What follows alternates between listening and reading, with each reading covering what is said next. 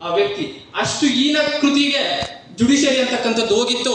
ತದನಂತರ ಇಂದಿರಾ ಗಾಂಧಿ ಅವರು ಒಂದು ಅಮೆಂಡ್ಮೆಂಟ್ ಅನ್ನು ಮಾಡ್ತಾರೆ. No one can interfere with the elections of the prime minister and president of India, vice president. ಇಂಥವುಗಳ ಇಂಟರ್ಫಿಯರ್ ಅಂತ ಮಾಡಬಾರ್ದು ಅಂತ ಹೇಳ್ತಾರೆ 39 ಅಮೆಂಡ್ಮೆಂಟ್ ಅಲ್ಲಿ. ತದನಂತರ ನಾವು ನೋಡ್ತಾ ಹೋಗ್ಬೋದು, ಕೇಶವಾನಂದ ಭಾರತಿ ಪ್ರಕರಣದಲ್ಲಿ SR Bommai versus union of India, Maneka Gandhi versus union of India, crystal clear ಆಗಿ ಸುಪ್ರೀಂ ಕೋರ್ಟ್ ಹೇಳುತ್ತೆ ಪ್ರಜಾಪ್ರಭುತ್ವ ಅಂತಕ್ಕಂಥದ್ದು ಈ ದೇಶದ ಅಸ್ಮಿತೆ, ಹಾಗೆ basic structure of the constitution ಅಂತ.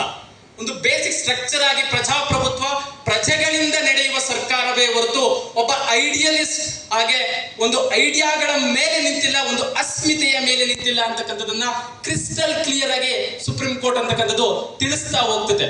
ಅದೇ ರೀತಿ ನಮ್ಮ ಮೀಡಿಯಾಗಳನ್ನ ನೋಡಿದವಾಗ ನಾನು ಅವಾಗಲೇ ಮೆನ್ಷನ್ ಮಾಡ್ತಾ ಹೋದೆ, ಮೀಡಿಯಾಗಳು 4th organ of the government.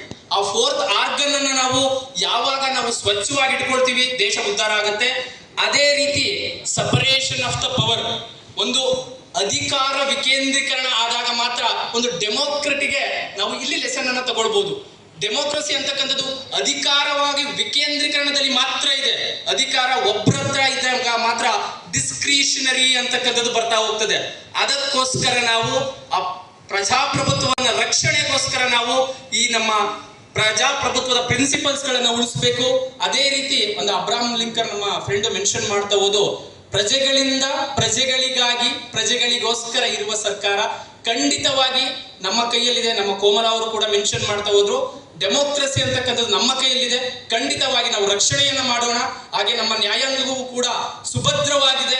Comparatively other neighbour States ಗಳನ್ನ ಒಂದು ಸರಿ ಪಕ್ಷಿಯ ನೋಟವನ್ನು ನೋಡ್ತಾ ಹೋಗ್ಬೋದು. ಅದೇ ರೀತಿ ನ್ಯಾಯಾಂಗವೂ ಕೂಡ ಸುಭದ್ರವಾಗಿದೆ. ಇಷ್ಟು ಮಾತ್ರ ನಾವು ಅವಕಾಶ ಕೊಟ್ಟಂತ ನಿಮಗೆಲ್ಲರಿಗೂ ಧನ್ಯವಾದಗಳನ್ನ ಹೇಳ್ತಾ